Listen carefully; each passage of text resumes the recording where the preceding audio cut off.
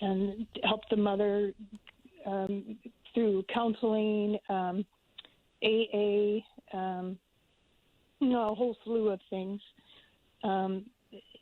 The judge did grant me as a non-related extended family member.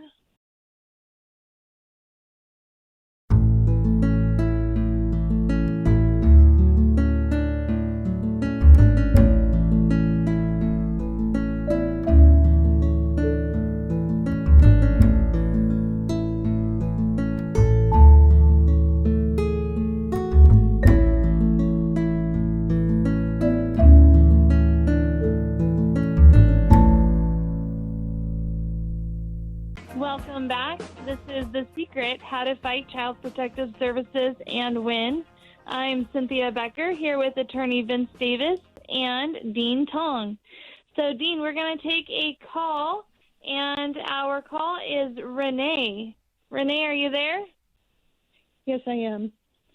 Hi. Do you have a story to tell or questions to ask?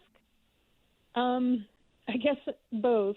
It's quite complicated, so I certainly don't want to take up everybody's time. I'll try to make it brief. But sure, first go of all, ahead and start. Thank you both for taking my call and doing the work that you do. Absolutely, and thank you for being part of it. Thank you. I met a family 3.5 years, a husband and a wife 3.5 years ago in a park who were homeless. I was giving out blankets and jackets.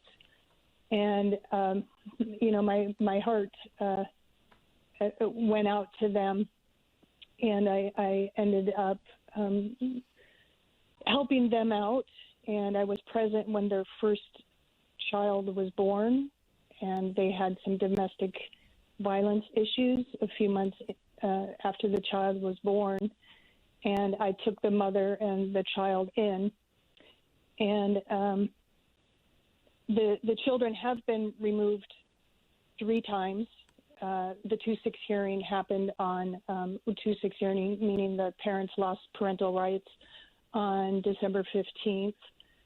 And during that period, from the time that I met them and they moved in with me, and I took care of the child and helped the mother through counseling, AA, a whole slew of things.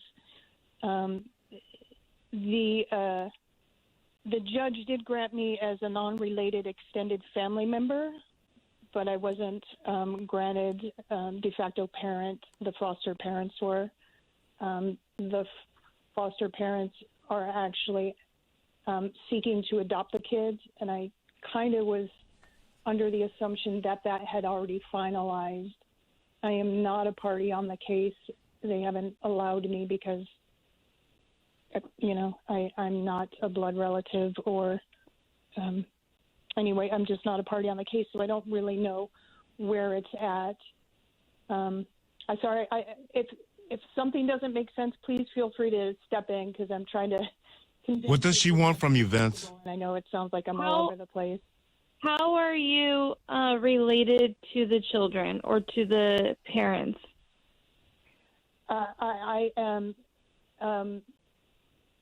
I'm not blood related. I have been approved by the court as what's called a NEPHROM, a non-related extended family member. Right, a NEPHROM. You're a NEPHROM. A NEPHROM, yeah. But what was the question you had for us? Well, I reached out to the social workers, social workers ARA, and then the supervisor's supervisor from July 1st up until December, 25 times by phone, text, and email, and not one single response. During that period, I am RFA approved. I am approved to adopt 2 children. I am approved to foster 2 children, and DCSF have contacted me on several occasions to take in children. But the children's social worker that I'm seeking, and the only reason why I'm doing this, have never even called me, have never even responded to one single email like, hey, we got your email. Thank you. We'll consider it. Nothing, not even that. And I filed a 388 on December 8th, again, requesting adoption, and if not adoption, a bonding study. And as of today, I've not even received a response from that filing. So, Renee, what is your question? I guess ultimately my question is I have a very deep attachment and strong bond with these children, and it's very obvious and very clear if you're in the presence of us. And in fact, the last time I saw them was 5 weeks ago today, and the boy, who turned 3 a little less than a month and a half ago, is the first time he verbalized he loved me without responding to me saying it to him. It's just baffling that why wouldn't they even do a bonding study? Why am I not really being considered? And in my filing, the 380 filing on December 8th, one of the things when I was going to visits, I noticed the majority of the time the kids had bruises, cuts, scratches, lots of mosquito bites that were not being taken care of properly. They had like scarring and stuff like that. And I was taking pictures, and I never really I thought about it. It concerned me, but I know children fall and stuff like that. But then it started to... Hold on a second. Let's try to answer that one question about why you're not being responded to. Dean, what do you think? Well, I think, counsel, because the litigation is over, the homeless biological family their rights have been terminated. Apparently, they did not successfully appeal the matter to an appellate court.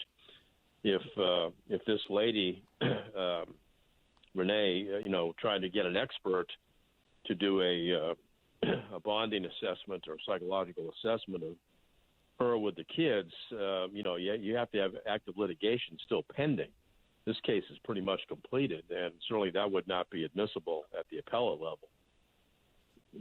That's my thought on the matter. Renee, I agree with Dean, but the problem is that nobody has responded to your 388. Yes. And I think there has to be a hearing within, I think it's now 30 days. It used to be 20 or 21, but you have to have a hearing within 30 days or a denial of the hearing when you file that 388. What I would do is are you represented by a lawyer? I'm not. I'm presenting myself, but I did have a consultant lawyer that I worked with that helped me put the 388 together. Well, you know what I would do is I would call the consultant lawyer and have him or her track down your 388 and find out why you're not being given a hearing. If you filed something, you're entitled to a response. Now, that response may be denied, or it may be, we might give you a hearing, come in and discuss it. Okay, but you're entitled to some type of response. So, Renee, that's what I would do. I would look into that with your consultant attorney and find out from the clerk of the court why your case has not been addressed one way or the other. Hey, Renee, I want to thank you for calling. And thank you for listening. Call us back in a few weeks, please, and let us know what's happening with your case. I'd be very interested in finding out why no one responded to your 388 petition. Okay? Yes. Great. Thank you so much. Thank you. Thank you, Renee.